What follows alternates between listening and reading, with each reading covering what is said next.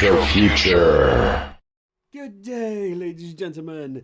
It is I, Untitled Lexicon of Radio Retro Future, and welcome to the second compilation video of the Steampunk Beginner's Guide. Yes, we've been very busy with creating our own fictional universe, the Association of Ishtar, which includes short stories, including yours truly. Yes, so go check them out. But before we get into that, let's enjoy a wonderful hour of edutainment on our favorite topic, steampunk. Enjoy.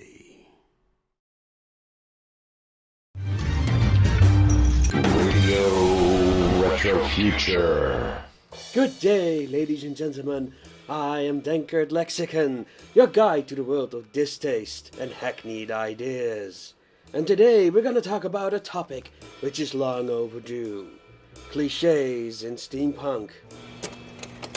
Those who are familiar with steampunk probably recognize these statements. What are steampunks but Gus and Brown? Glue some gears on it and call it steampunk. Isn't steampunk a colonial revival movement? We're not gonna open that can of worms today. Most people probably learn about steampunk through gaming, where its visual design is more diverse, but for those who are familiar with convention and costume culture, a different image emerges. That's of brown-clad neo-Victorians. It is this image of the steampunk that is considered a cliché. But what are these clichés of steampunk? For that, we question some volunteers. Okay, subject. Name 5 steampunk clichés. Unicorns. Again. Cogs. Goggles. Airships. Again. Hi-hats. Oh. No, that wasn't helpful at all. Call them oversimplified criticisms of the genre, but no one can deny there's a truth to these. But what are these clichés, and does the steampunk community need to get rid of these? According to the Merriam-Webster, a cliché is 1. A trite phrase or expression, also the idea expressed by it. 2. A hackneyed theme, characterization or situation. And 3. Something that has become overly familiar or commonplace. For our purposes, we will focus on issues regarding point number 3, because we are talking about aesthetics most of all, and how these are used in, well, whatever. Excuse me? Oh great, they let the bloody elderly out of their cages again. Who the hell are you? Montague Jacques Fromage here, and I've got a couple of things that I would like to say about you and your bloody clichés. Well, somebody needs to say something about all these overused decorations. Oh. They most certainly are not good, sir. They are a visual representation of the genre. If you saw 100 naked people standing out in the field, and they were all wearing top hats and goggles, would you think them to be scuba divers? I might think a lot of things. Have you seen the shite people wear in this existence? But I'm sure you wouldn't know anything about that. Of course, the police wouldn't care terribly either way. 100 naked people would really make a statement. I present to you, dear viewer, that these visual elements are not so much clichés as these are tropes of the movement. A trope is a well-known piece or component that together form a greater whole.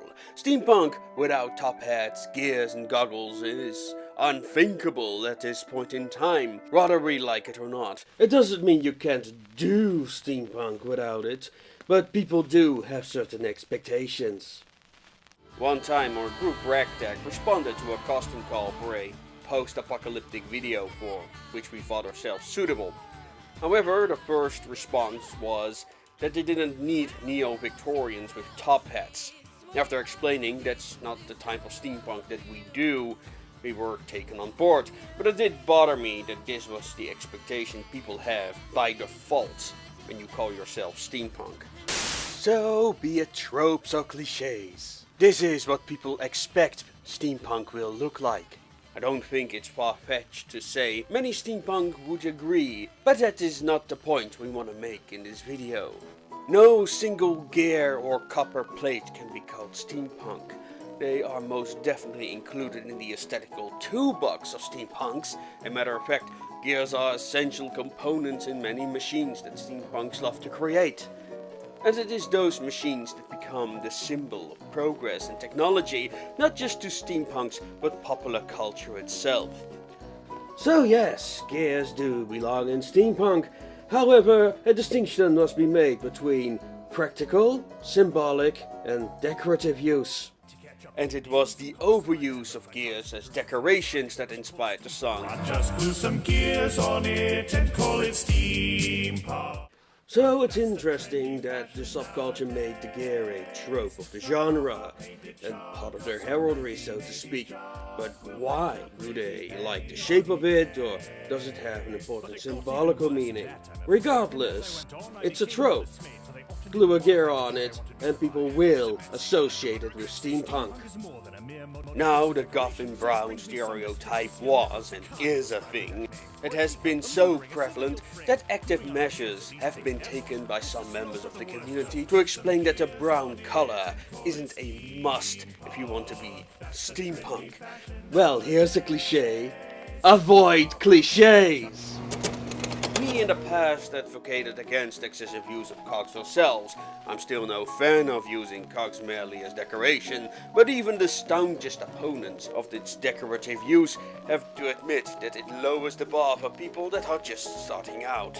No matter how hard we push against it, tropes such as these remain important to the identity of steampunk as a whole.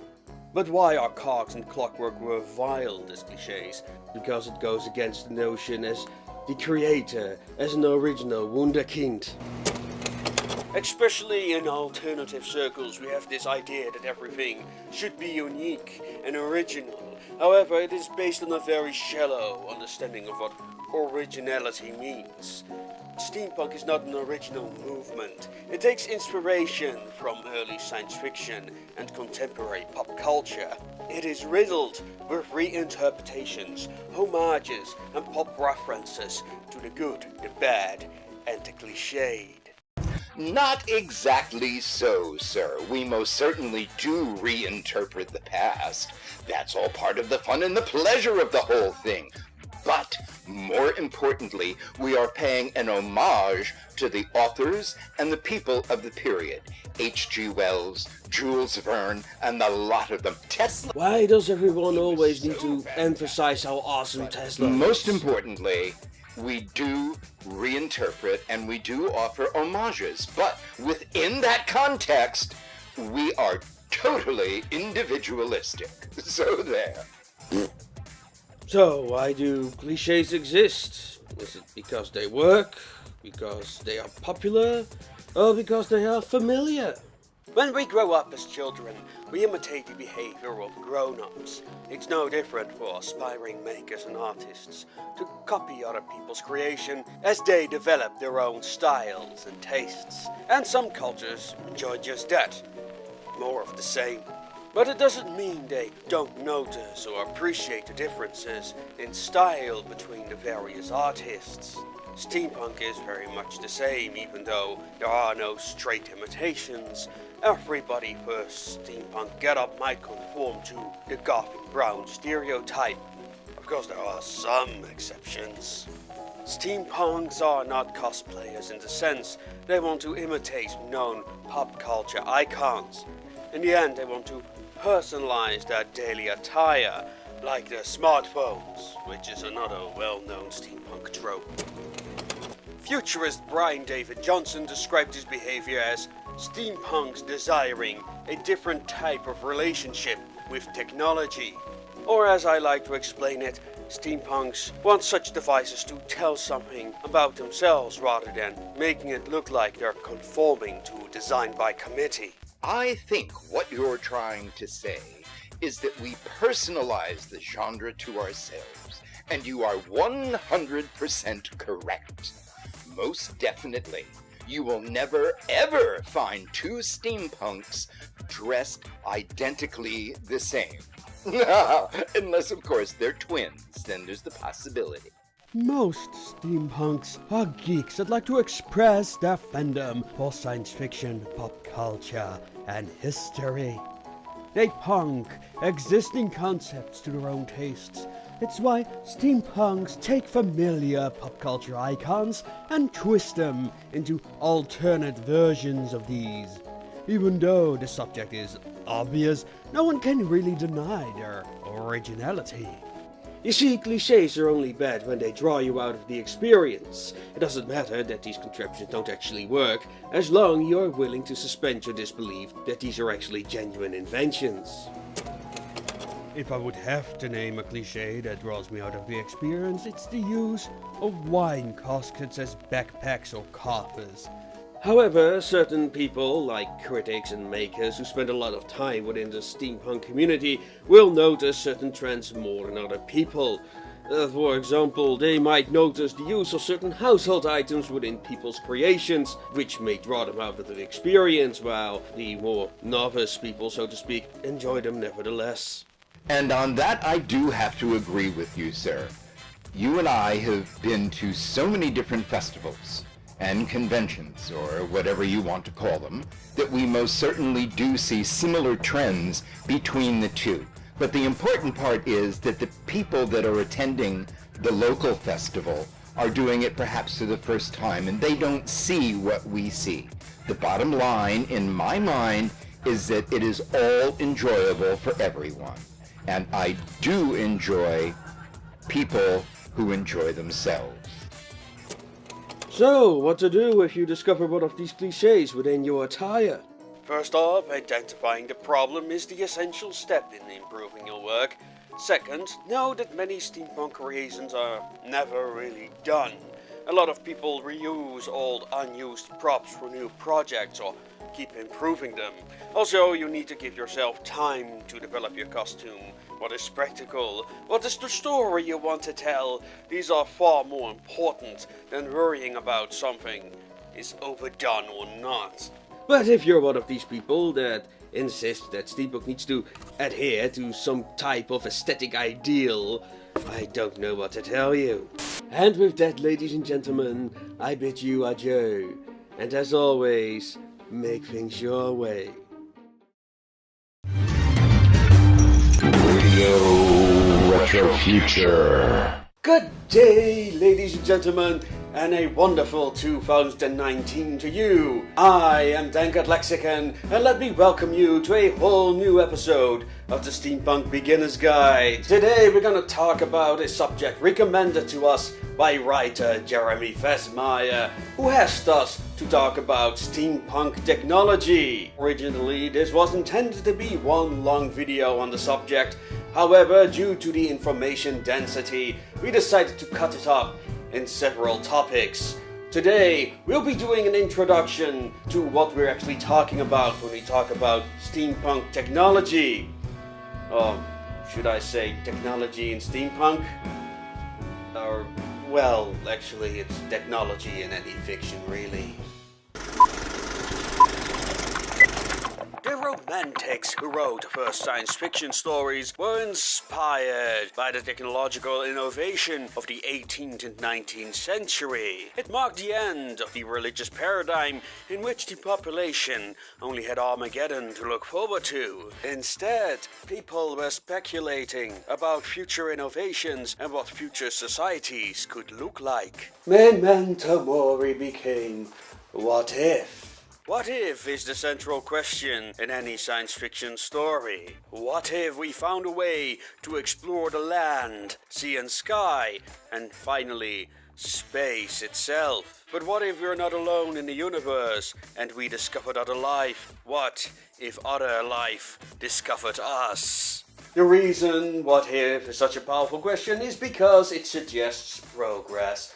Progress creates conflict, and conflicts drive stories. Mary Shelley asked the question in Frankenstein, what if we could resurrect the dead with lightning? This was the story that started the tradition now known as science fiction. What if science could make the impossible probable? This would inspire writers like, for example, Gene Roddenberry, to create universes such as Star Trek, where technology creates near-utopian societies. However, Shelley also explores the unexpected consequences, the responsibility of creating a life form with its own agency, and that such a life form must live among humans who fear what they do not understand. And in an age of industrial revolution, people started to wonder if the good of all this change would outweigh the bad. A question that is still relevant to this day. For a long time, however, science fiction focused on the marvels of science and technology, and the exploration of places where no man had gone before.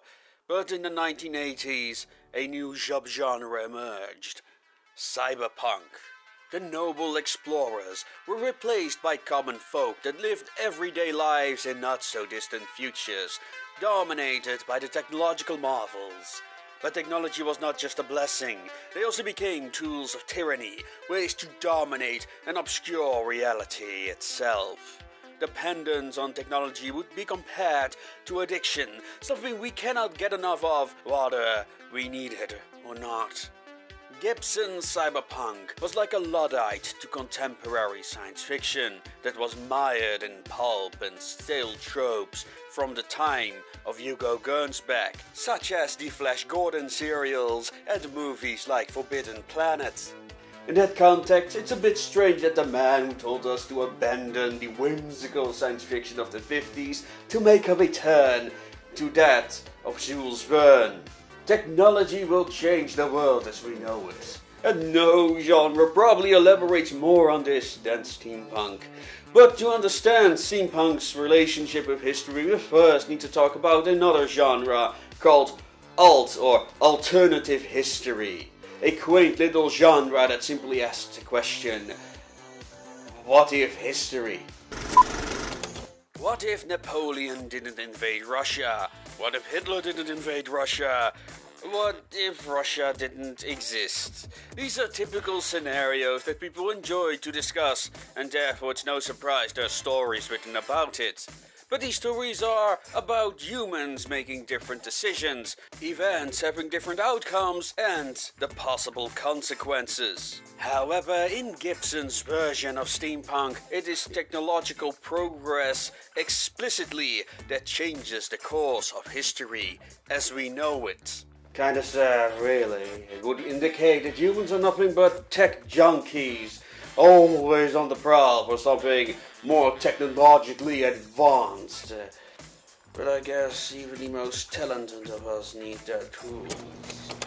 William Gibson and Bruce Sterling's Difference Engine was the first attempt at a self-defined steampunk novel after K.W. Jeter invented the term.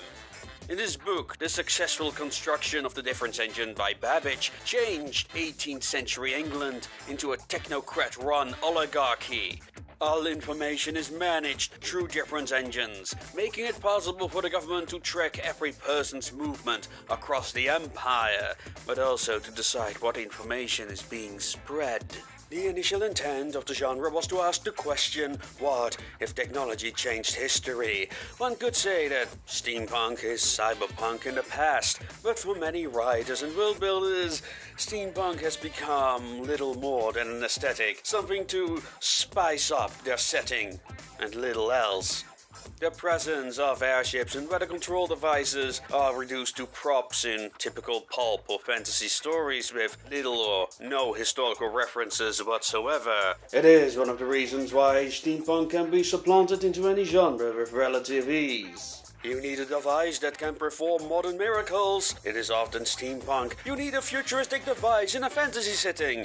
It will often look steampunk. You want something otherworldly in your paranormal adventure? Again, consider steampunk. Steampunk is both alien and familiar. It both stands out and blends into the surroundings at the same time. It's probably why such aesthetics became so popular in, for example, the gaming industry. It, however, is also the reason why people often get confused on the topic of steampunk. Whether something is or isn't steampunk is a contextual thing.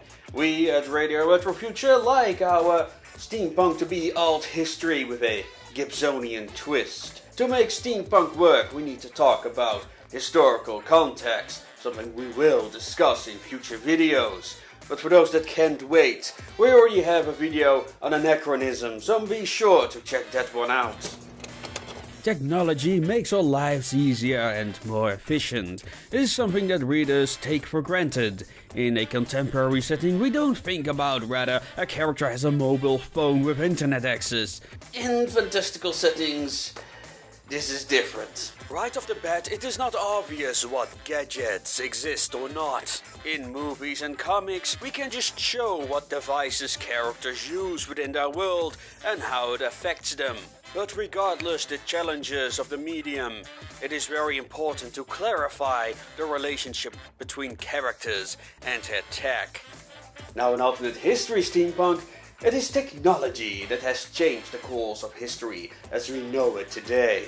In the book The Difference Engine, it was the successful invention of computers in the 19th century. In the strategy game Dystopian Wars, it was evolved with alien technology that was discovered in Antarctica.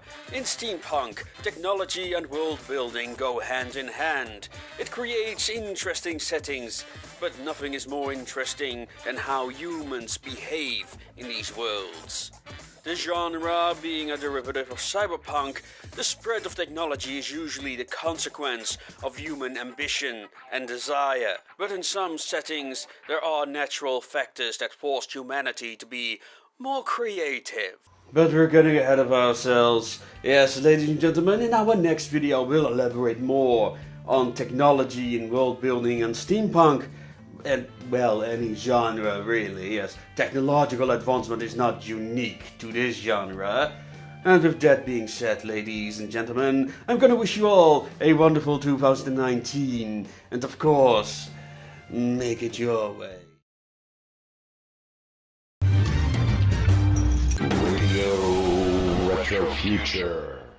Good day, ladies and gentlemen. It is I, Tankard Lexicon, and in this edition of the Steampunk Beginner's Guide, we'll continue our discussion on technology in fiction. But before we get started, we need to elaborate on something we discussed in our previous episode. That steampunk is a high concept genre. High concept stories are those which focus on a single premise, unlike low concept stories that are more concerned with character development. High concept stories are very common in science fiction because they seek to answer singular what-if questions. What is it like to live in a robot-controlled simulation? Or what if cities can move on wheels? Mortal Engines, on which we end our last episode, is an example of high-concept storytelling, and in this episode we'll be exploring how such concepts are used in fiction, or more specifically, how technology can be used in world building. In Mortal Engines, it's the prevalence of severe earthquakes that forced the world's population to create mobile cities, a lifestyle of its own problems. In order to sustain themselves, these cities are forced to, feed off each other. Larger cities catch and digest smaller cities, and if a larger city happens to break down, smaller cities are sure to pick the husk clean. In one of my big favorite series, Lost Exile, the various nations on the world of Presta depend upon airships for transport because of the mountainous ranges. However, these require a fuel called Claudia, something easy enough to synthesize, but for Claudia to work they need purified water. And that is something hard to come by on the planet, forcing the people to pay high prices for a simple glass of water. Mortal Engines, on which we end our last episode, is an example of high-concept storytelling, and in this episode we'll be exploring how such concepts are used in fiction, or more specifically, how technology can be used in world building. Now, including interesting technologies is all well and good, but some writers tend to be really enthusiastic about their own inventions. Some really like certain machines or really want to include that specific scene into their fiction, such as sword fights, which in a science fiction setting make little practical sense. But sometimes these add to the themes in a narrative. That is where the personal shields in Frank Herbert's Dune come from. They protect the wearer from firearms, but not from melee weapons like daggers. Odd, yes, but thematically suitable for a story about political and literal backstabbing. But certain writers and directors just really want to do that extra special something in their stories that just make no sense. Nonsensical use of technology is often justified with the line, "What do you know? Haven't you heard of suspension of disbelief?" However, the suspension of disbelief is the willingness of the audience to accept certain events or characteristics as probable in a work of fiction presented to them, even though they know it is impossible in real life. We accept that My Little Ponies can talk and 100-ton metal monstrosities can traverse any landscape with ease, and space wizards are a thing. But there is a point where the audience can no longer suspend their disbelief.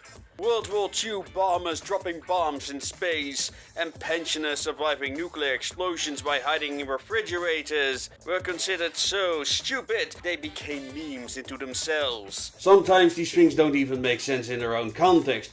Makes the audience go, huh?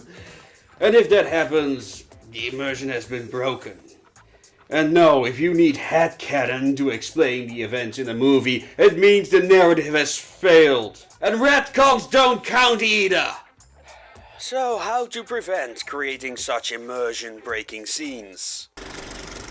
Both items and space can convey a message or set a certain mood. This could range from the creator's identity, a certain social message, or a fictional narrative. We all know the laboratory of an evil genius trope. A dungeon with large machines emitting ominous lights and electric currents. Maybe a table or a chair in the middle of the room with restraints on them. This image alone tells you everything you need to know about the character who lives here. We are conditioned to make connections between objects and abstract concepts. When I say revolver, you might think cowboy. When I say sword, you might think something like a knight. It's why stereotypes work, but can also work against us. In a work of fiction, a worn or wielded object tells us something about the identity of its owner, the creative, the outcast, one that doesn't want to be restrained by society's norms or has little interest in mainstream culture. But besides a visual representation of a character's personality, such as devices, they can also have a thematic purpose in a larger narrative. A ship, for example, can just be that, a vehicle that helps the cast get from one area to another. But it can also be the home to a cast of characters, something of emotional value, something that binds people together as a family, by choice or otherwise. Maybe that is the appeal of airships in steampunk. Unlike sea-bound vessels, you can go anywhere with them with your surrogate family. However, ships can also be death traps, a place where you are locked in with a monster, or maybe people you cannot trust. The ship is a self-contained world with nowhere to go, and all you can do is fight, hide, or jump ship in order to survive. Another common theme with technology is human ambition, and how our desire to improve ourselves to make the seemingly impossible probable can consume or destroy us. It can be a quest to create utopia or to fulfill one's own selfish desire. The machine becomes synonymous with its creator's ambition for either good or evil.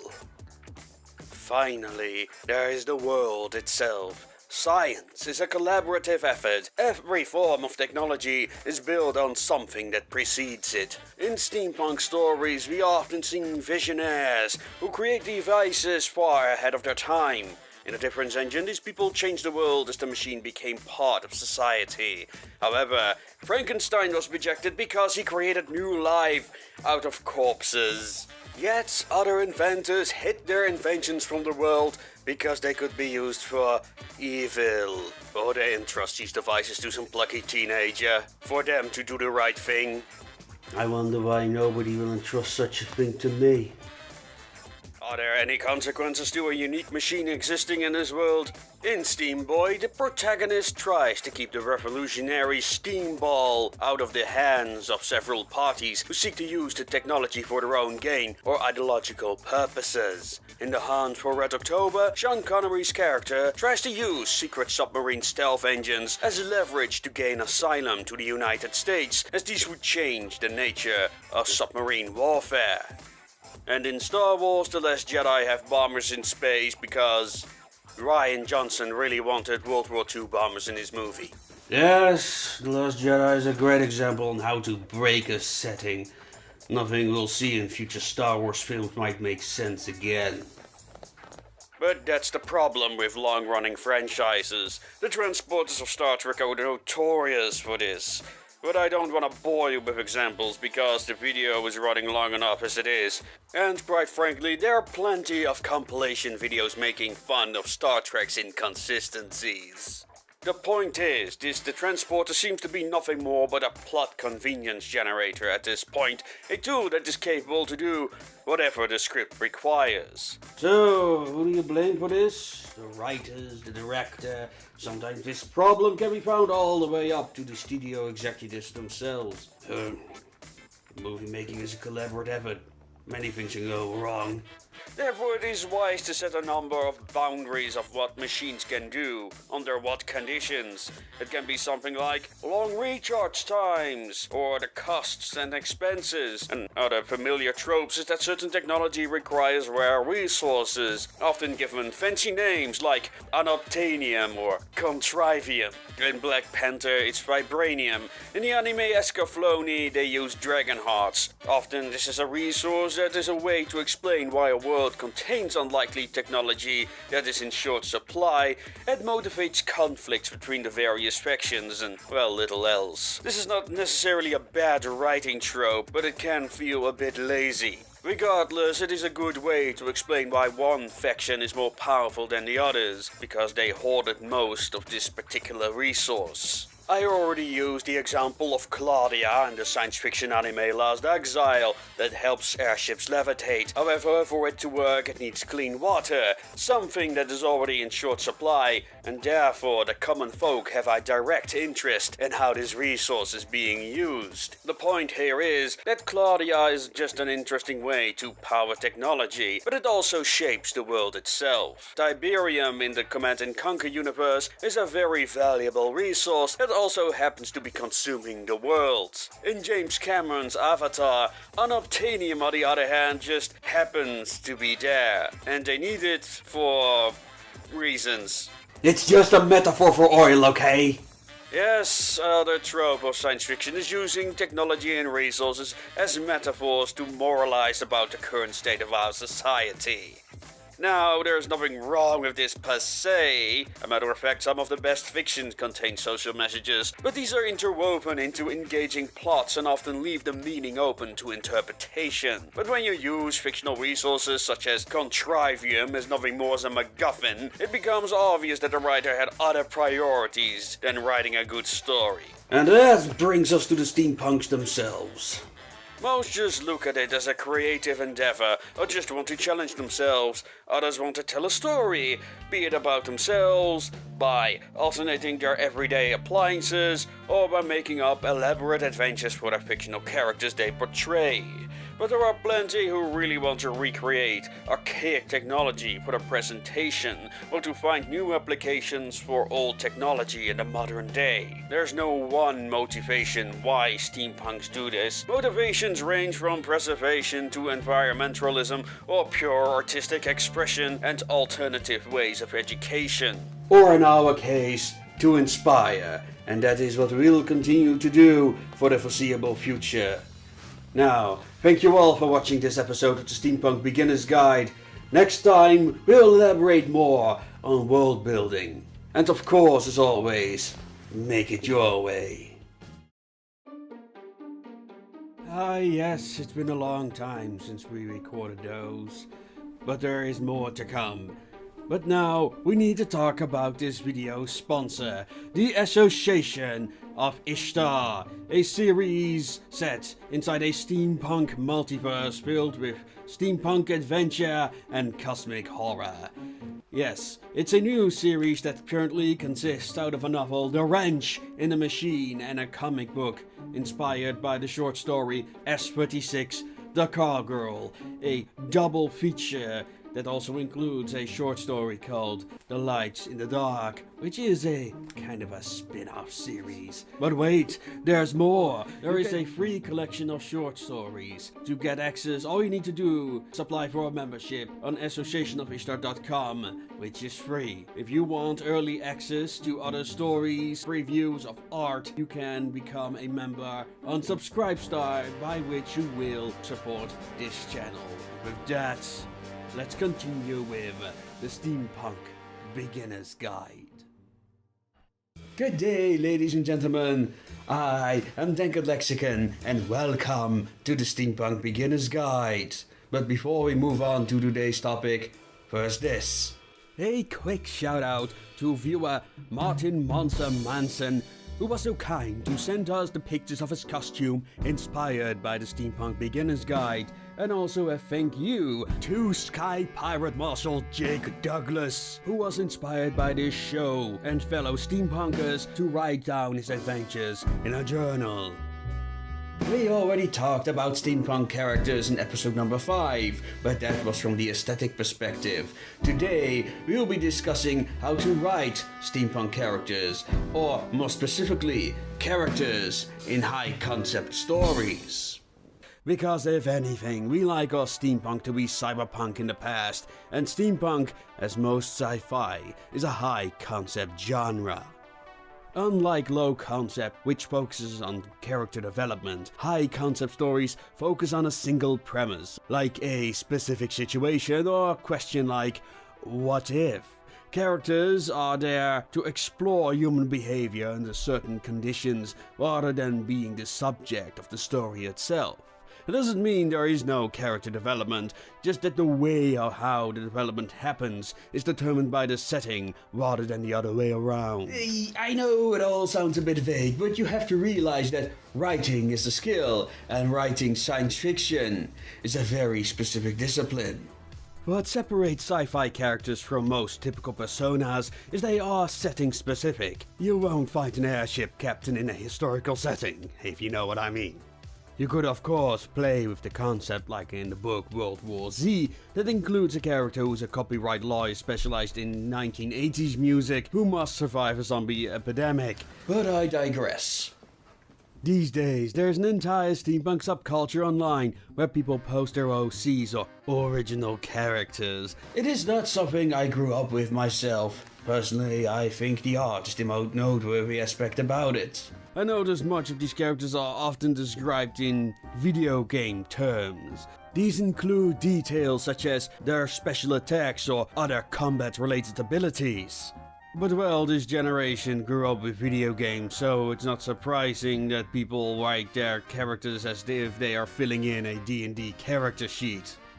It works for Games Workshop. So, how does one make an interesting character background? These are the basic questions one should be able to answer. 1. Where does the character come from? 2. Where does he or she want to go? And most importantly, 3. Where is the character now? Where the character comes from speaks for itself. This could be social background, profession, love, losses, and traumas, things that shape the character's worldview, likes and dislikes. This tends to be something a lot of writers get stuck on. Often OCs tend to get all these movie moments, and of course they are related to famous characters or are students of the best masters. Hold on, you guys. I actually have another power. I can see into the future too, but better than Cap. Let me try. That does not make good characters.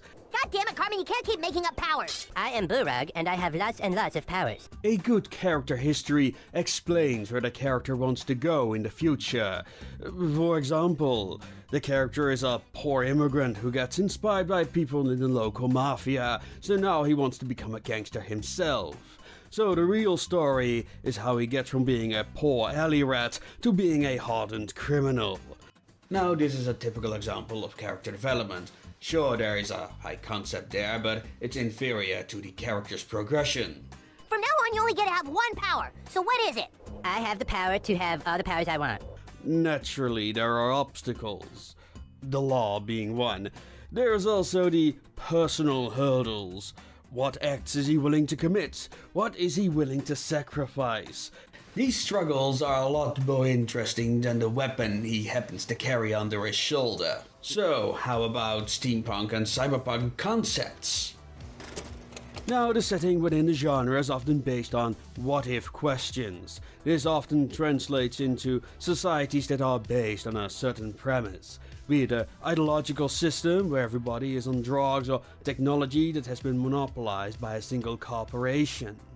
I'll refer to this status quo as the system from now on. The system can't be wrong. Now, steampunk is a form of alternate history, where some form of technological advancement has changed the timeline as we know it. The characters in these stories often represent certain aspects of the system, or sides of the argument that a writer wants to explore. High concept stories want to explore ideas, philosophies, or complex situations. The biggest challenges for the writer is to describe the various implications in an appealing way. A major pitfall in this regard is that the characters of entire civilizations become mere representations of the arguments, or caricatures. This happens when writers become so focused on communicating the idea to the audience, the actors become metaphors first and characters second, if at all. See Bonsert's Steamboy review for an example of that. Now, what types of characters are there? Characters are a combination of tropes and storytelling techniques. These roles are not set in stone and often change during the course of a story. The best known trope is the fish out of water. These are characters who are newly introduced to the system and the underlying ideas. The audience learns about the workings of the system as the protagonist does, and sometimes this character introduces new perspectives into the world. For example, the viewer learns about the Force as Luke Skywalker learns the way of the Jedi. The system can't be wrong. The second role is that of the insider, who is already fully aware of how the system works. The world gets explained from his or her perspective, but doesn't necessarily know the truth. This character is part or benefits from the system.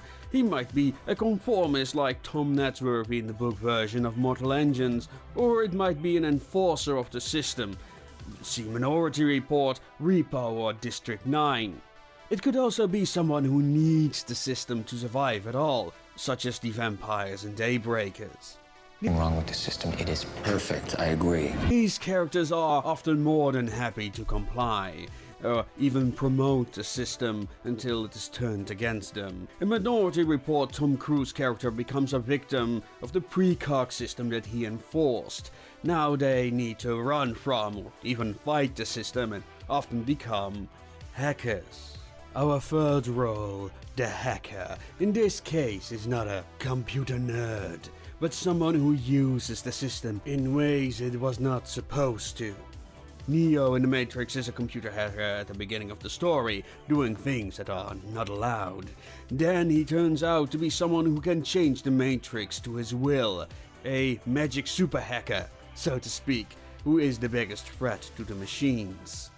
This is why computer hackers are such popular tropes in cyberpunk. Every system has unintended consequences. They find loopholes in systems, making them work in their favor or, well, against the system. We create networks and structures to create order, and then a hacker comes along and creates chaos. It is why these characters work so well as protagonists and antagonists alike. Mostly these hackers are criminals who use technology in illegal ways. Each high-concept story has a list of criminal acts specific to its setting. Ghost in the Shell explores the topic of possible cybercrimes like personality replication, VR drugs, etc. It also could be something a little bit more fantastical, like the trade of organs from paranormal creatures. Traitors, dissenters, and all those betrayed by those in power often become hackers by default, because they need to use their insider knowledge to evade or sabotage the system that is used to hunt them. These former insiders also become fish out of water because they learn about a underworld that subverts the system. Also, renegade-type characters who are both hackers and insiders at the same time are not uncommon. A matter of fact, it are just such characters that often are the antagonists in such stories, such as corrupt politicians or system operators. The outcasts, on the other hand, are outside of the system, whether they want it or not. They do not benefit nor suffer directly from it. It could be for many reasons. Maybe they are allergic to the drugs, unfit for the technology, or simply cannot afford it. They could also be exiles or simply were not part of the happy few who were allowed to get into the system. The point is they are not allowed to participate, giving them unique perspectives and ambitions within the setting. So, how does one communicate complex social structures and the character's role within that? It's time to talk about characterization. Now, one could of course list a number of traits about a character, like on a character sheet. So avoid descriptive sentences such as good, kind inventor who turns toasters into death rays and enjoys long walks around the family's cotton fields. Seriously? What? What? Really? What? No. Again, the rule here is show, don't tell, because nobody enjoys reading spreadsheets. Oh, characterization can be done in two ways, directly and indirectly.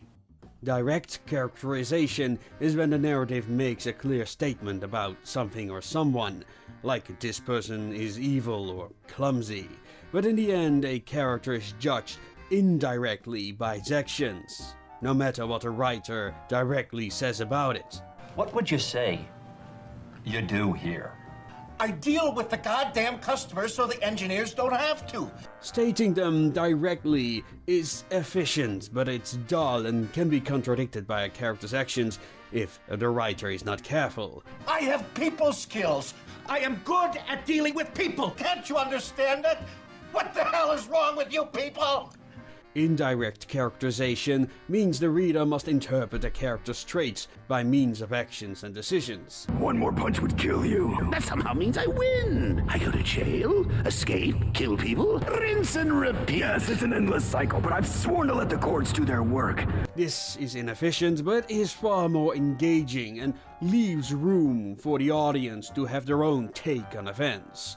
So when writing a bio, don't state stuff like kind, friends with everyone, or I am good at dealing with people. Describe why a character is kind, how a character interacts with people, and what makes him or her a technical savant. So let's say the character is an officer on an airship on Her Majesty's Navy who wants to command his own ship one day, but every time a promotion comes up, some incompetent mouth breather gets the position he was eyeing.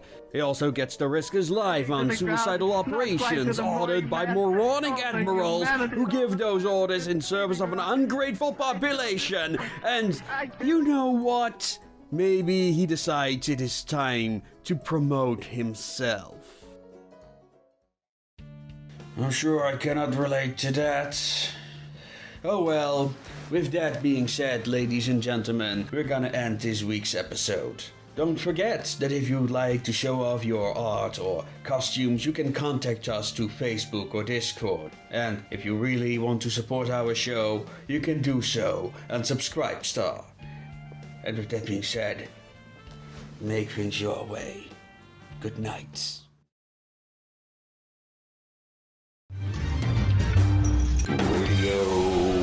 the future. Good day, ladies and gentlemen. It is I, Untitled Lexicon, and welcome to another edition of the Steampunk Beginner's Guide. Today, we'll be talking about a subject we announced a long time ago. After talking about technology and characters in fiction, we have come to the subject of world building. The word world building, however, is a bit deceiving. You see, the act of making up a world and world building are not necessarily the same thing. Now, making up a fictional world is one thing. There are entire groups dedicated to making up worlds, complete with geography, history, cultures, just everything. It is called fictional geography, geofiction, or con-fiction. It is a very popular activity for gamers, role-players, and writers alike, but to build a world with all its complex systems is a different discipline than the world building that happens within a story. With every line of text, a writer is describing how and where events take place within the narrative. In other words, a writer is always world building even if they are not aware of it. Especially in fiction, the writer informs the reader of the various aspects of the world, be it a location or how characters move from one locale to the other. Good world building does not necessarily entail making up complex worlds or interesting locales. The challenge is to bring this in a thought-provoking and entertaining way. Now, the rule being show don't tell, it's very important not to expose your audience to an excessive amount of exposition. Now, here's already one quick tip how to prevent that. Background stories suck!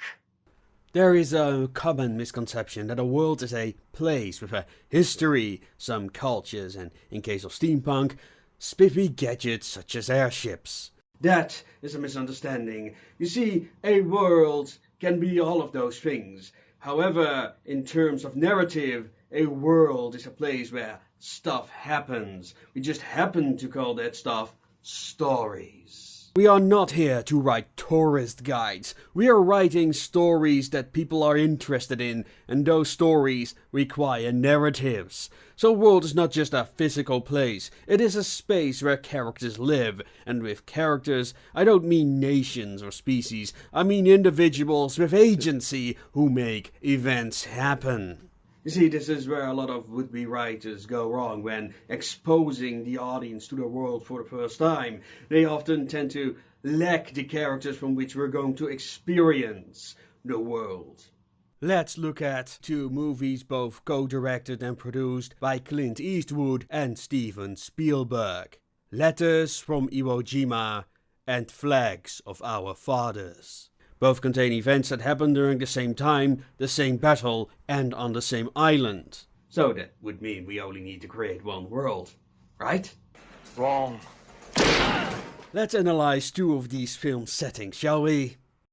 In Flag of Our Fathers, Marines get sent to an island where they need to charge an unknown beach from amphibious assault boats, with countless unseen enemies laying in waiting, ready to unleash a hail of fire.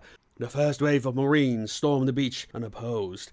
Maybe the enemy has already retreated into the mountains, but as more and more Marines gather upon the beach, it is already too late. The Japanese were waiting for this to happen and unleash their fury upon the unsuspecting Americans, who have nowhere to run. Marines die, ships get blown up. It is a massacre. Now let's have a look at the same event in Letters from Iwo Jima. A soldier is digging holes, assuming he's going to die in one of these, as it's already very unlikely the Japanese Empire is going to win. Morale is low, and officers are on the hunt for anyone who dares to complain about their terrible predicament. And then the day arrives they've been anticipating for so long. After a long period of bombardment and an outbreak of dysentery, a huge fleet of assault boats appears on the horizon, and they're heading for the beach. Soldiers are told to hold their fire as the enemy walks upon the beach. Soldiers are shaking in their dugouts as they see the approaching Americans for the first time in their lives, wondering why they're not allowed to fire their guns.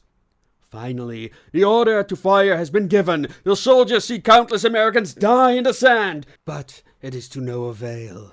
Their positions get overrun, and the soldiers get to spend the last week of their lives in caves under heavy enemy fire.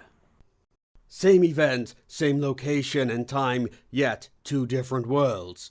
One is the world of a soldier trying to survive a battle that was lost before it started, the other of soldiers who partake in the deceit on the home front to keep the war going. Now, we are going to talk on how to flesh out these worlds. There are two main approaches to world building, one being high concept, the other being low concept. Now, we talked about these topics in earlier videos, so I'm only going to talk about it in terms of world building. Low concept stories generally follow the structures of the so-called monomyth as postulated in The Hero's Journey by Joseph Campbell. In these stories, the trials and tribulations of the protagonists take precedent and the world hurls dilemmas and obstacles at them to overcome so they can fulfill their quest. In practice, this means the world is shaped to facilitate the development of the characters in order for them to gain the strength they need to defeat the metaphorical dragon, take the princess, and liberate the treasure. Wait, I think you just... I know what I said! Anyway, most stories in the fantasy genre fall on the low concept. In high concept stories, an idea or concepts take priority. Even though characters have their own hero's journey, their adventures are tied to the ideas the writer wants to explore. These ideas could be what-if questions surrounding matters of politics, philosophy, technology, or the outcome of historical events. Most of science fiction, alternate history, and an extension steampunk are written as high concept. Now there can be a thin line between high and low concept. For example, the Lord of the Rings trilogy is your archetypical fantasy story with many references to the myths of yesteryear. Frodo wants to go on adventure.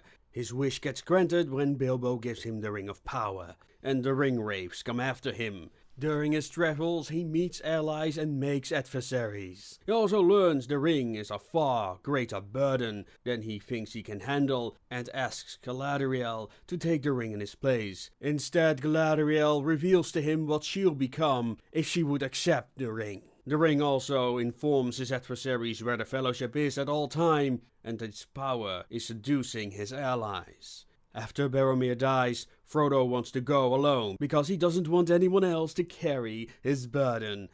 But Sam goes with him anyway. Later we also see what Frodo would become if he keeps the ring when we meet Gollum. That doesn't mean there are no high concepts within Lord of the Rings. Matter of fact, the story explores quite a lot of them, like the various cultures, languages, but these are all inferior to the main plot. It can actually be quite distracting, so when the movie adaptation was made, many of these ideas were tossed aside to make room for the narrative. Now, in high concept, however, we tend to get the opposite.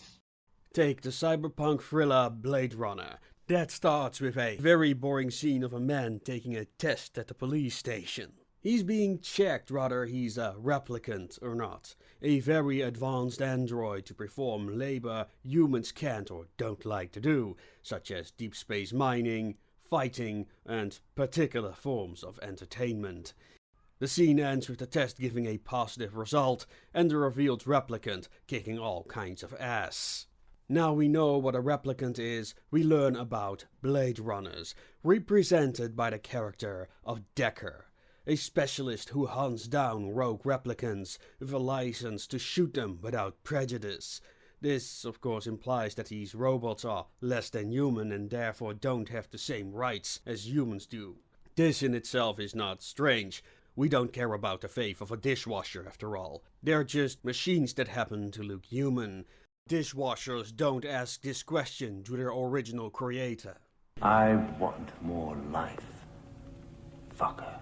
That's right, only Rutger Hauer would dare to approach God and ask for more life. If there is a physical God, he probably choked him by now. We know this because he still has not been resurrected. He'll be missed. And what if they don't just want more time on this planet, but also value the memories of their experiences? Like most humans would. A matter of fact, replicants are so lifelike they often don't realize they're not human. After all, how can we prove we are human or not? And does that distinction allow us to treat the replicants any different? But wait, what about the plot of the film? Well, dear listeners, in high concept it doesn't really matter whether the protagonists win or not. You see, the point of high concept is to explore ideas. That's why they can get away with bad endings. Rather, Agent Decker gets to throw the replicant into Mount Doom is beside the point. That is why high concept stories get away with having dark or negative outcomes. Oh, of course, you can throw in things for their coolness factor, or just because it sounds logical to be there. However, for a world to be memorable, it needs to be connected to a well-developed plot.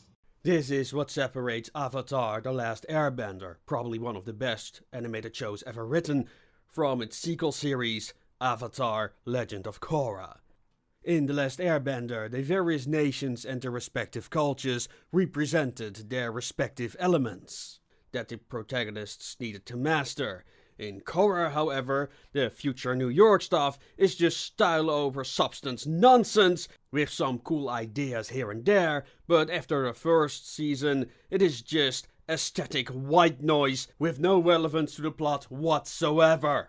It is just like the game world of Dishonored, where they have created a whole elaborate city with its own unique economy and technology, but settled on a typical revenge plot they effectively recycled from Neverwinter Nights as written by Alex Jones. Just to name a few wonderful settings completely wasted on low concept stories written for the lowest common denominator. Case in point, worlds in fiction don't just contain locations and cultures with some history. You can't just dump background information on the reader and expect them to care.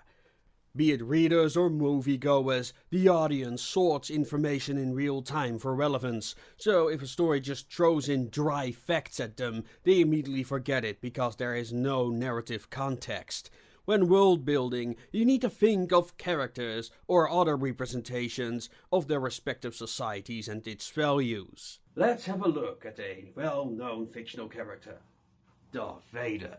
Darth Vader's role in the Star Wars franchise evolved in between the Star Wars films.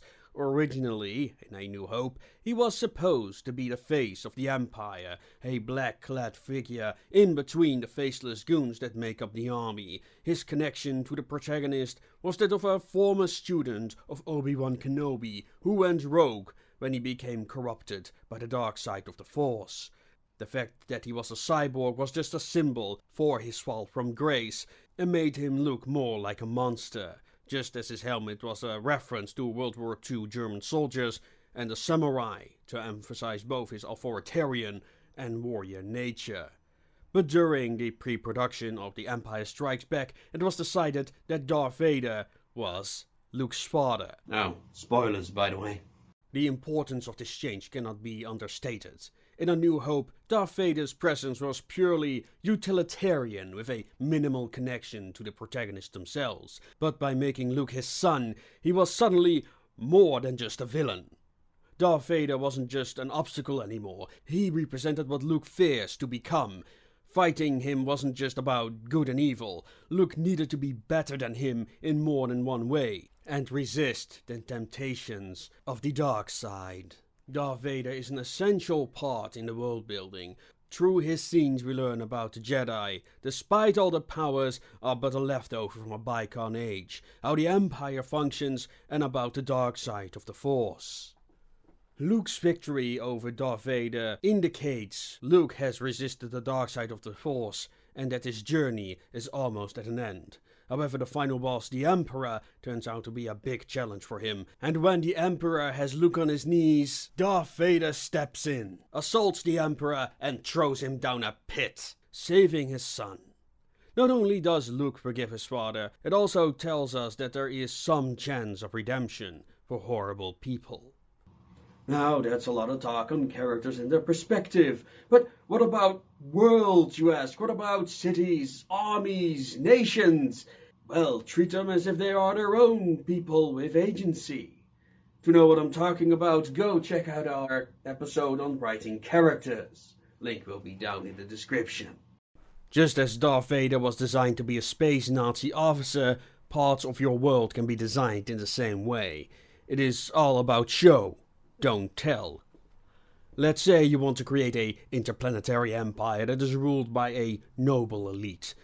You can show this by giving their leaders titles like Duke or Count that are hereditary. Their armed forces can have references to feudal armies such as soldiers called knights or have units be called lances.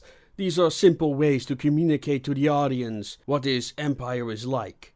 Maybe there are nobles that rule through councils that elect an emperor for life or elect a temporary dictator in times of war. Their costumes can reflect their functions. Now, these factions within the empire have main concerns they need to deal with, just like characters do. Maybe their colonies struggle with food shortages due to raiders, so the colonists themselves look emaciated and hopeless. There are long lines in front of stores or warehouses, and guards keep the people in check or suppress food riots. Meanwhile, the noble councils bicker who's going to be the new emperor, or maybe they're arguing whether a dictator should be appointed or not to deal with the raider threat. While the council is wasting their time arguing, local nobles or knights could be arranging their own plans because they've lost faith in the council. Now, I could go on and on and on, but from this basic description, we can think of characters that could represent the various aspects of this universe. A nobleman that wants to be elected dictator so he can save the empire, rule it. A disillusioned knight trying to fight off the raiders or squeeze the population for protection money. A desperate worker who's trying to feed his family. These characters may live in the same setting, each of them live in different worlds. Their dictator lives in a world of political intrigue, the knight in law enforcement or the army, and the worker in a deteriorating habitat dome. Because the worker doesn't care about high-tier politics, his story and world will be narrowed down because there's no point in distracting the audience with the inner workings of all the interstellar politics. That is the problem with the Star Wars prequel films. It wants to be a origin story that nobody asked for, a love story, a spy film, a political commentary, and comedy all at the same time. A writer needs to narrow the scope to keep their story on track, is what I'm trying to say. There's just so much to talk about when it comes to the topic of building worlds, communicating its details to the audience, and of course its themes. But you have to remember that this is a subject that many writers spend many years of their lives to master. However, if you have particular questions regarding this topic, please ask them down below in the comment section, and maybe we'll include your questions in future videos. Now, with that being said, ladies and gentlemen, it's time for me to bid you adieu, and as always, make things your way. Radio Retro Future. Good day, fellow meat sacks. My name is not important. In times like these, our minds tend to focus on dark things. So it seems to be as good a time as any to talk about one of Steampunk's favorite genre mashups. One of our viewers asked us if it is possible to combine steampunk with cosmic horror and the Lovecraftian, and if so, how? Well, before we can talk about that, we need to talk about the nature of horror itself. Horror explores the fears that keep us awake at night. It taps into our base instincts, our reactions to weird sounds in the night, our disgust for things that creep and crawl, and our suspicions for anything we do not understand. The primary antagonists in the stories of old were often monsters that defy human understanding, but one group of creatures stands out in particular. Apart from evil spirits, they were mostly about demons and jinns, servants of the satans of mythology. They often make things happen from the shadows, bad things usually. They would bring disease, cause wars and famines. Anything that lay outside of human control. On the other hand, if you managed to summon one, they could bring you untold riches for the mere price of one's soul, or some other exchange like human sacrifice. But one must not forget that these demons would be met head-on by angels and, of course, God's mercy. Even those who had consorted with evil could be redeemed as long as they accepted salvation. In the early modern era, human behavior started to become more of a source of horror. Maybe it's because the printing press allowed for a greater variety of stories, or the discovery of cultures like that of the Incas and the Aztecs, or maybe it was just good propaganda to portray one's opposition as murderers and cannibals. Although the likes of Johnny Bean did really exist. Over the centuries, natural spirits and divine demons were replaced by vengeful ghosts, and human monsters started to take their place as the new alpha predators. However, some writers started to shift their attention from the primitive fears of human beings to more philosophical deficiencies in Western civilization. Up to recently, a mere 300 years ago, people were content to die young. Living a long life meant extension of suffering. Those who did not experience famine during their lifetime probably lived too short to experience one. People questioned, why? Why do we need to suffer from the moment we are born until the day we die? Wise men would explore the forests, bogs, mountains, and deserts in search of the answers, only to find nothing. The answers they sought must be in places they could not reach, like the bottom of the sea or the heavens. They tried reaching the bottom of the sea, but found only death. What was left were the heavens, and assumed the answers must be up there. For thousands of years, they would lament at the sky. Some believed their questions were answered in the form of words committed to tablets, then parchment, and finally paper. For many centuries, no one questions the answers that could be found in these texts. They would argue about its meaning very often, but in general, people were content. They understood there was a reason for their suffering and could not imagine living long lives in abundance. That was just wishful thinking. But then the unimaginable happened. Humans discovered the power of industry. It started with their ability to create more food than ever before. Then they discovered the power of organization, investment, and technology. For the first time in their history, humanity learned about the potential of unparalleled growth. Reason and rationality became the religions of the new age. The old texts were deemed heretical and unnecessary. There are no more angels or demons. No redemption. God is dead. God remains dead. And we killed him. But with the abundance came unforeseen problems. No longer exposed to hunger, violence, and disease, humanity encountered a new danger to their way of life. Boredom. Their need for thrills drove ever-increasing demand to alleviate this threat to their existence. They drove into ever-increasing eccentricities. Some would dedicate themselves to discovery, others would disappear inside their own imagination. And then there were those who sought thrills in the wilderness beyond their civilization. The latter would not only encounter savages, but they would also find relics of forgotten cultures that disappeared within the jungles or beneath the deserts. Their curiosity drove them to rob ancient graves and dig out long-forgotten ruins. But as they explored the remains of the societies that came before, they learned about their craftsmanship, philosophy, and their religions. Archaeologists discovered imagery of people, kings, and gods and their associated rituals, involving gift-giving, dances, feasts, and sacrifice. Human sacrifice. Convinced of their own moral superiority and the power of reason, these acts were ignored as nothing but the whimsy of primitive people.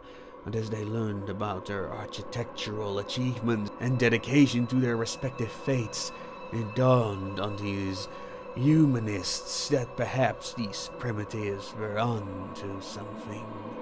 That maybe they were aware of forces that Western civilization forgot.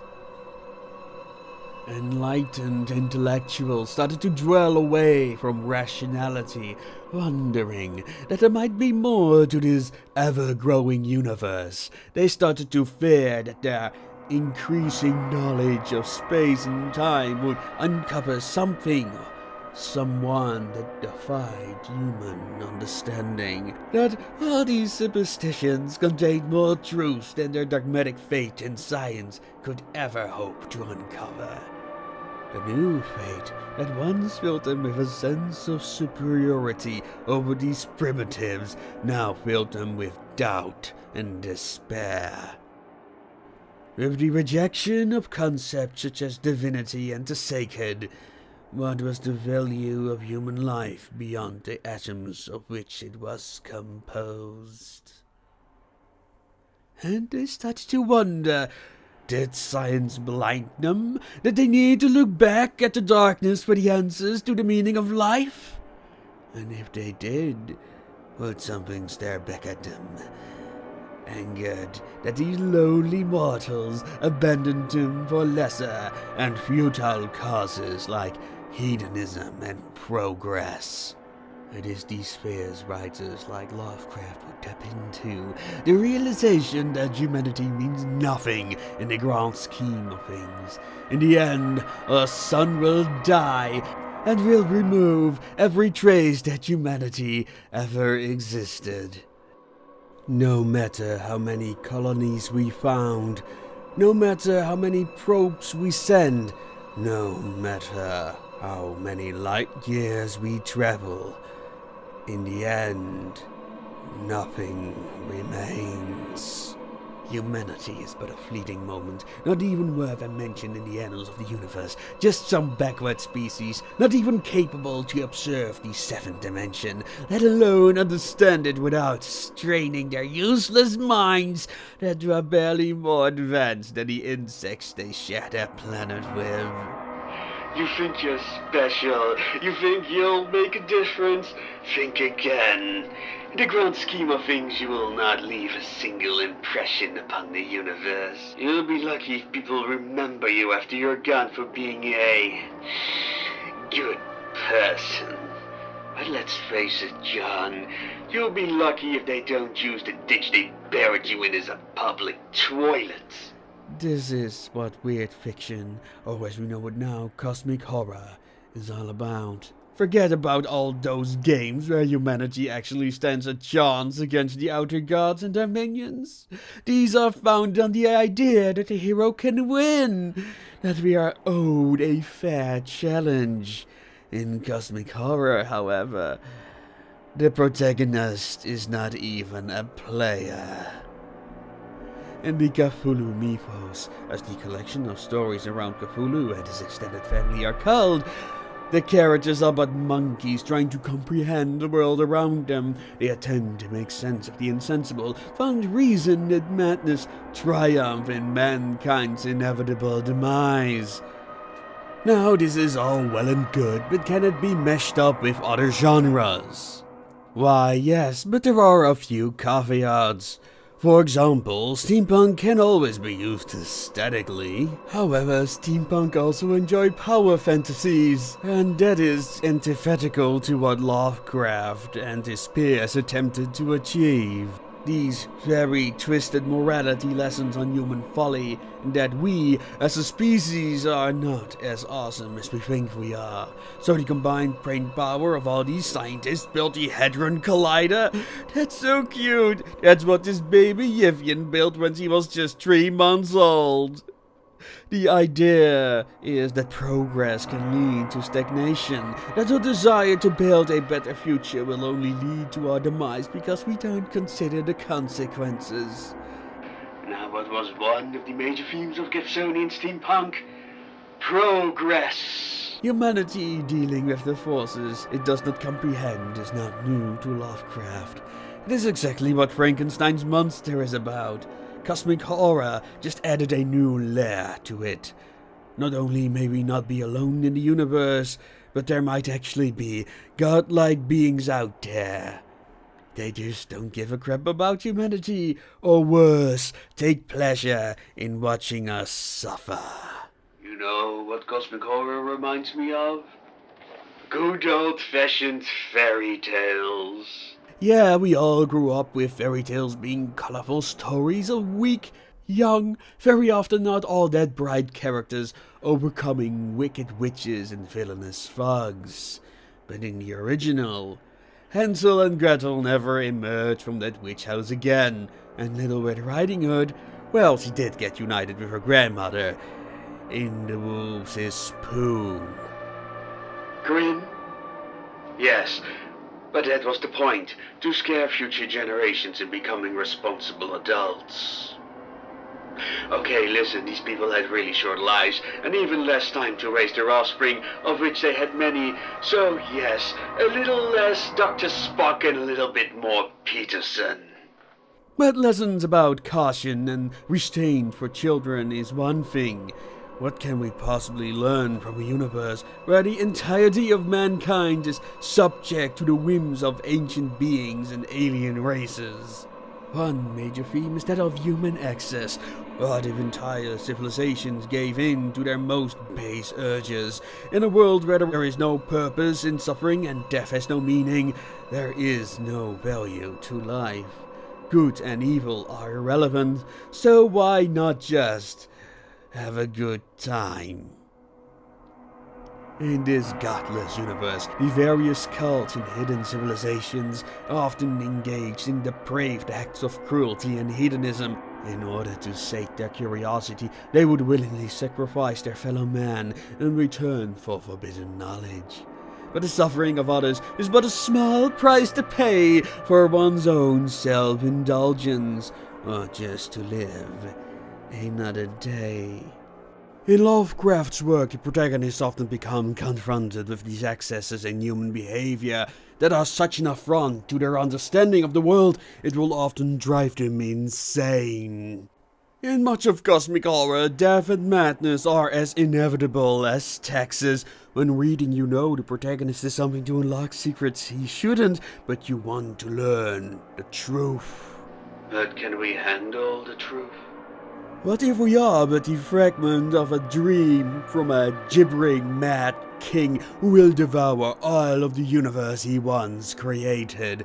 What is the point of progress if some being can just throw us back to the Stone Age? Why not just awaken your highness and hope he'll show more mercy to you than to the remainder of mankind? Now, I realize we barely talked about steampunk or any particular punk genre. However, cosmic horror is not about its gods or alien beings, no. Those are but mere marketing gimmicks to slap on products and for rights to insert into their stories to make them seem more relevant.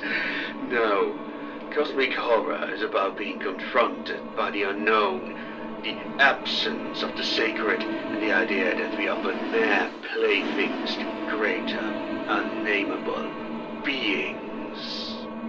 To summarize, we can combine Lovecraft with steampunk, or any other genre for that matter.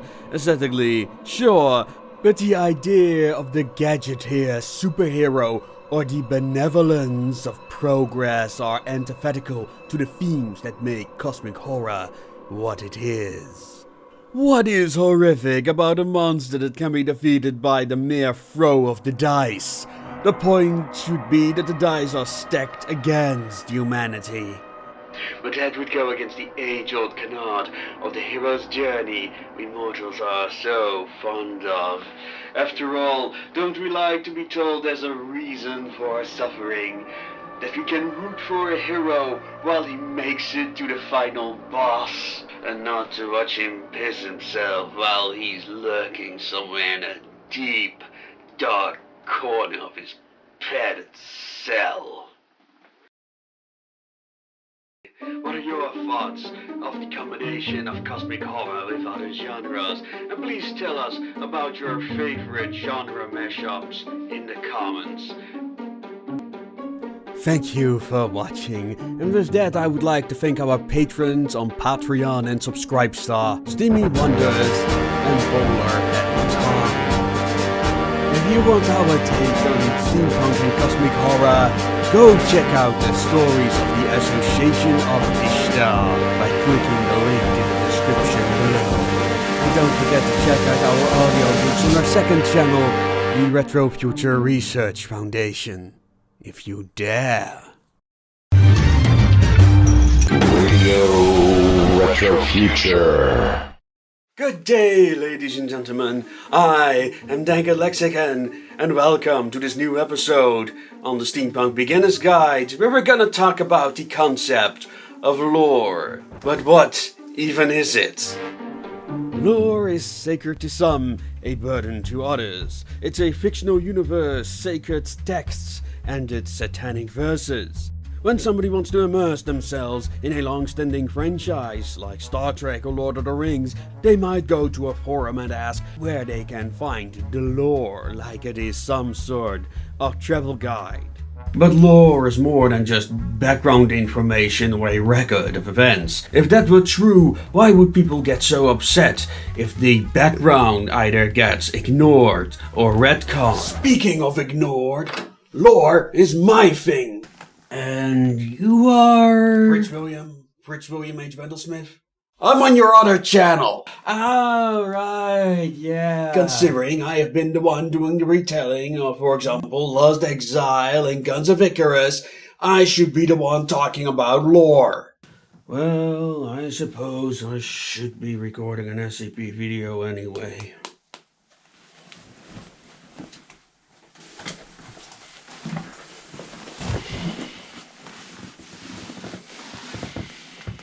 So, this is different.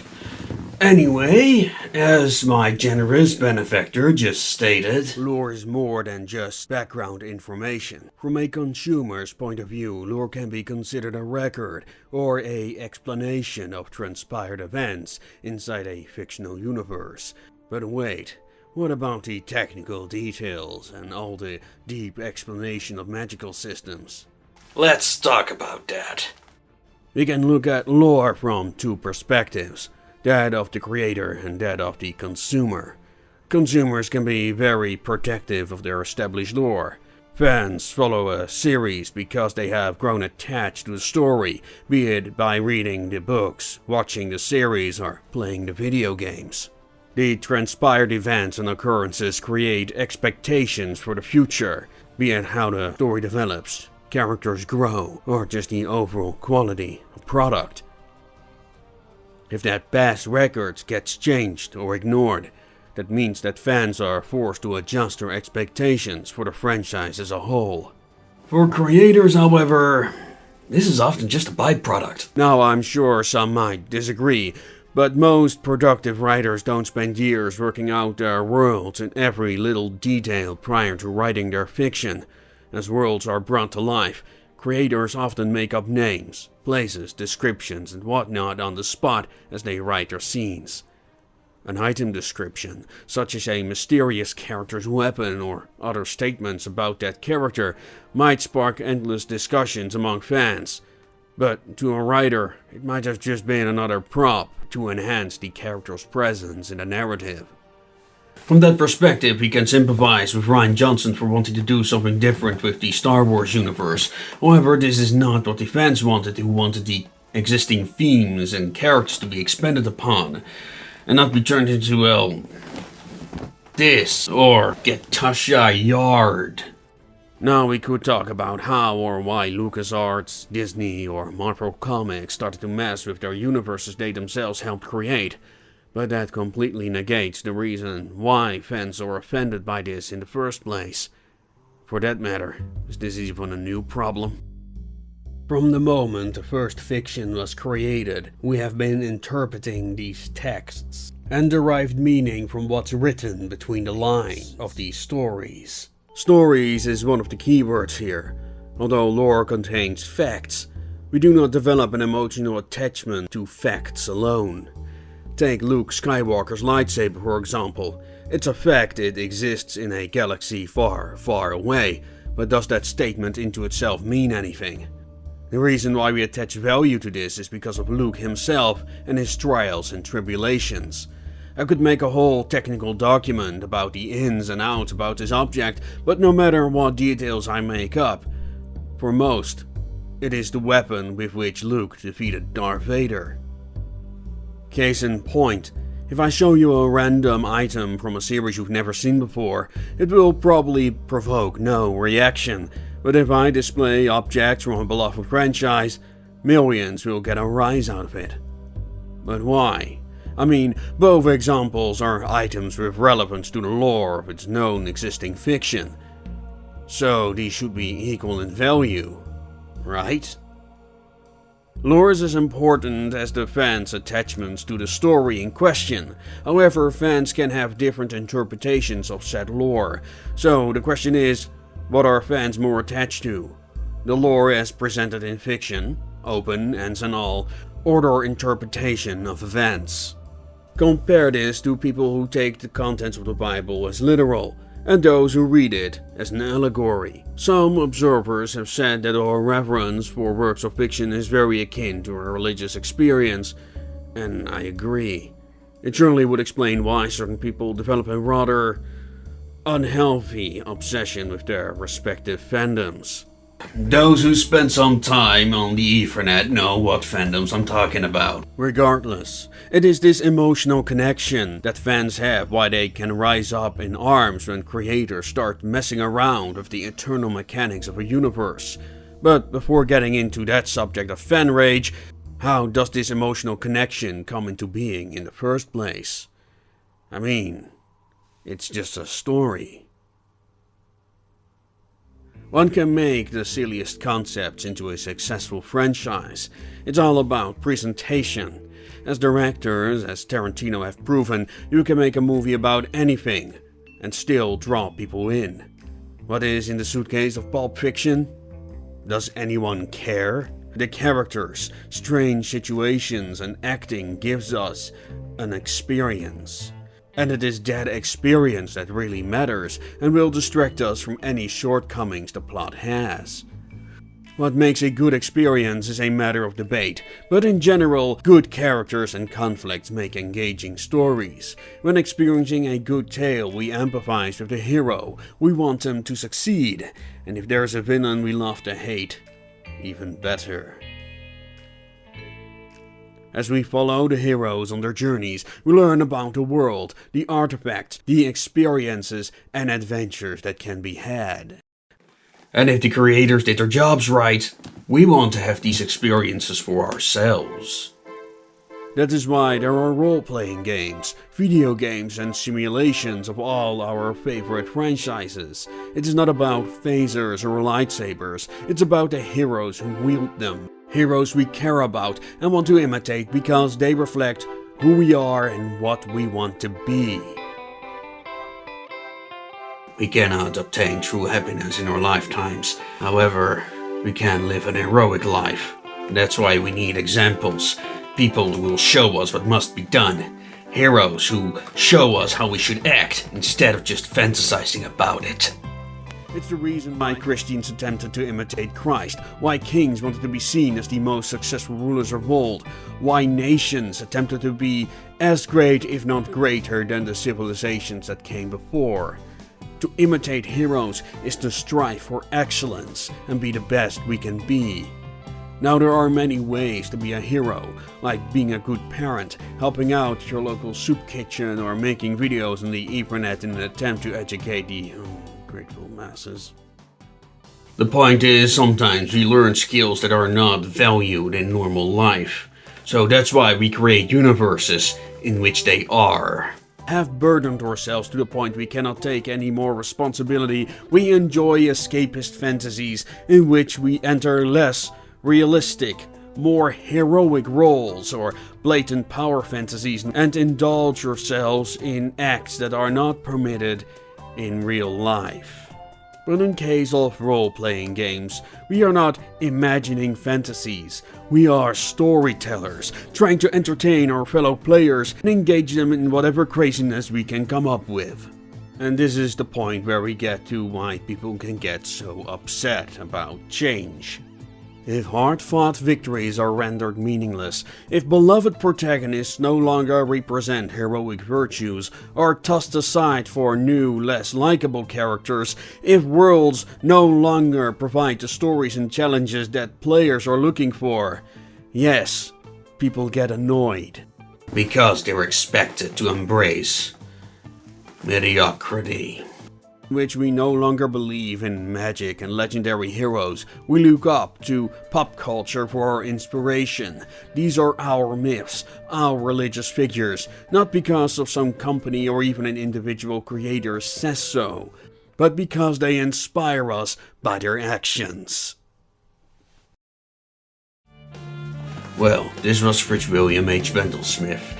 Please check out our second channel, the Retro Future Research Foundation, where we do audiobooks and other lore-related activities. And with that, class dismissed. Ah yes, that was quite a journey. Next year we'll delve deeper into the world of steampunk and world creation. But till then, if you are curious to our take on the steampunk genre and aesthetics, please check out the Association of Ishtar. If you don't like to read, we also have videos on the Association of Ishtar stories right here on Radio Retro Future. And if you enjoyed this content, tune in by pressing that subscribe button and don't forget to ring that bell. And with that, I'm gonna bid you adieu, and as always, make things your way.